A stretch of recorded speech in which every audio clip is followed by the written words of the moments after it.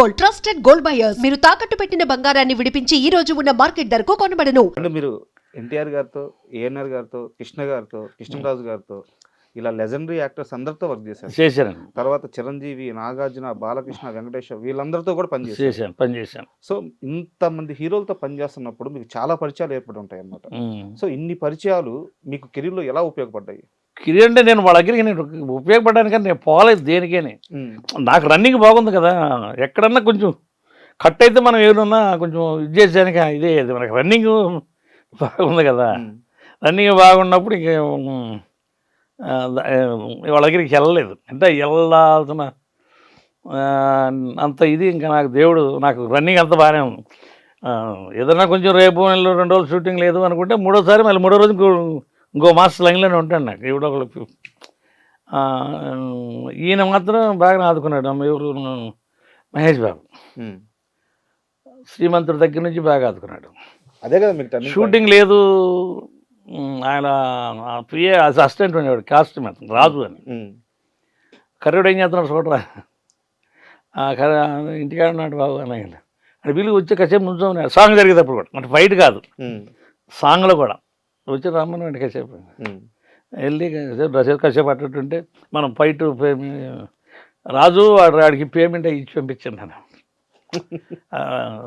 కొంచెం ఆయన బాగానే అలా అంటే జేబుల నుంచి తీసి ఇది కాకుండా ఈ రూట్లో నన్ను కొంచెం పని కల్పించి గౌరవప్రదంగా ఒక వేతనం ఇవ్వడం నాకు అది ఆయన చేశాడు. బట్ ఇప్పటికి కూడా నాకు ఆ మర్యాద ఆయన దగ్గర ఉంది. మొన్న రాజమౌళి గారు షూటింగ్ జరుగుతున్నాడు, అడేం చేస్తాడు కర్రీడు అని. అక్కడ మాస్టర్ వేరు, ఆ రాజుని అడిగేవాడు కర్రీడు ఏం చేస్తున్నాడు, షూటింగ్లో ఉన్నాడు, ఉంటే పర్లేదు రోజు అలా ఒక గంట కనిపెడుతూనే ఉంటారు. అంటే నేను కూడా ఆయనగా మంచి మరే ఇస్తాను. అయితే నన్ను గుర్తుపెట్టుకున్నందుకు ఆయనకి చాలా థ్యాంక్స్. అంటే మీరు అంటే ఎలాగో మహేష్ బాబు గారి ప్రస్తావన వచ్చింది కాబట్టి గతంలో మీరు ఇచ్చిన ఒక ఇంటర్వ్యూలో చూసాను, కృష్ణ గారి గురించి చాలా గొప్పగా చెప్పారు. అయ్యో వాళ్ళ నాన్నగారు కృష్ణ గారితో అభిలాష్ మాస్టర్ ఒక ఆయన ఉన్నాడు. ఓకే, చాలా చిన్న మాస్టర్ ఆయన కృష్ణ గారితో లాస్ట్లో 5-6 సినిమాలు చేసి ఎడుతున్నాం లాస్ట్ ఫైనల్లో.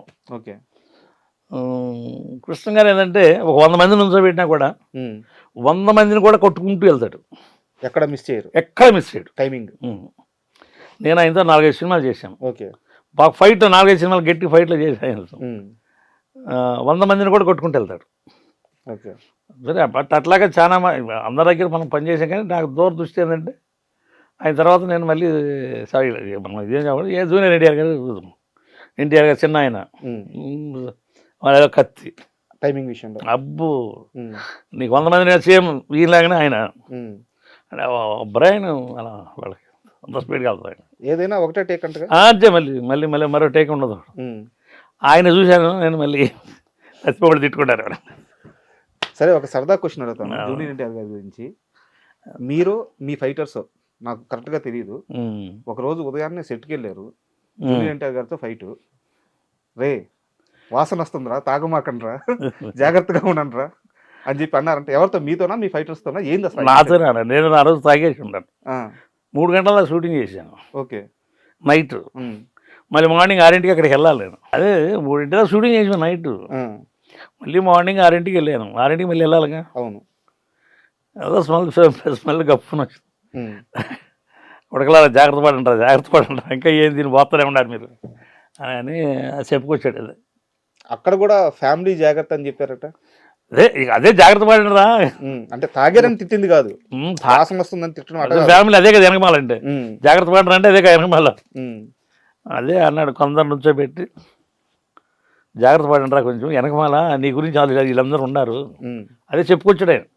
వెనకమాల నుంచి 2 పిల్లలు నీ మీద ఆధారపడి ఉన్నారు అని చెప్పిన దాని మీద 3 దాకా నీకు తాగుతూనే ఉండి మళ్ళీ ఇప్పుడు వచ్చావు నువ్వు ఫైట్కి అని నేను చెప్పుకుని వచ్చాను. ఇప్పుడు నేను బయటికి వెళ్ళి 2 జామాకులు నవ్వులు మళ్ళీ లైన్లోకి వచ్చాను. జామాకులు షార్ట్లు అడ్డు తిరిగి బయటికి వెళ్ళి 2 జామాకులు నోట్లో పెట్టి నవ్వులుకుంటూ వచ్చాను. నాకు తెలిసిలే రారా నువ్వు అని చెప్పాను.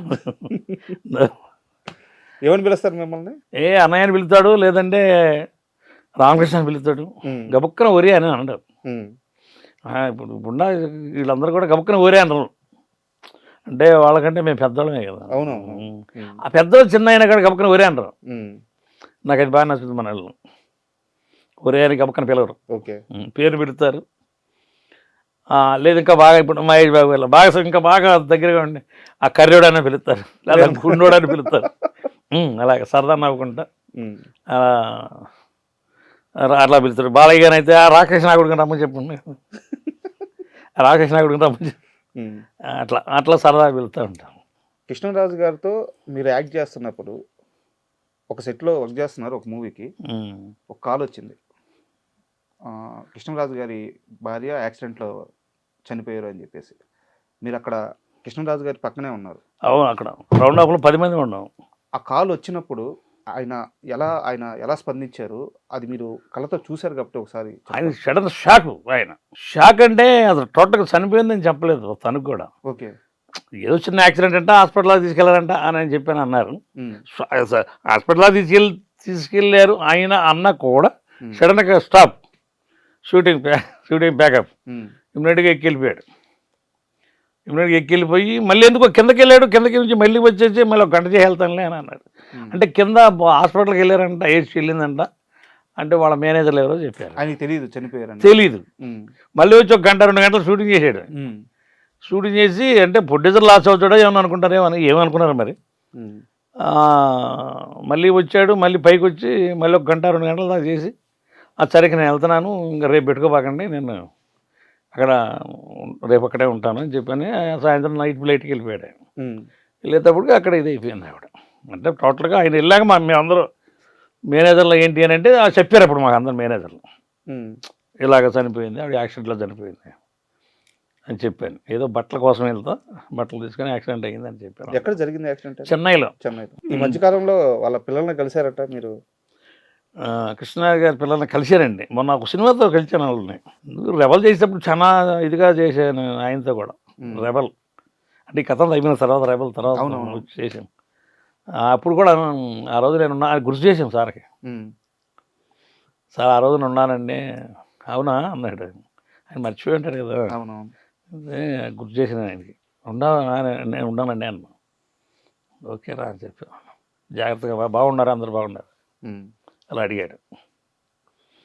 మొన్న ఇతను రోషన్ చేశాడు సినిమా ఒకటి, ఏది శ్రీకాంత్ గారి అబ్బాయి.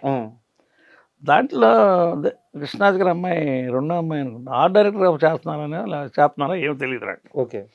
ఆ సినిమాలో కలిసింది వాళ్ళ అమ్మాయి. తర్వాత ఇంకొక అమ్మాయి వచ్చి కూడా దాంట్లో అదే సినిమాలో కలిసాను. అందరికి చెప్పాను. వాళ్ళ నాన్నగారు నాకు తెలుసమ్మా, నాకు బాగా ఏ సినిమా పలానా సినిమాలు అయింది చేశాను. చాలా హ్యాపీగా ఇదయింది ఆవిడ.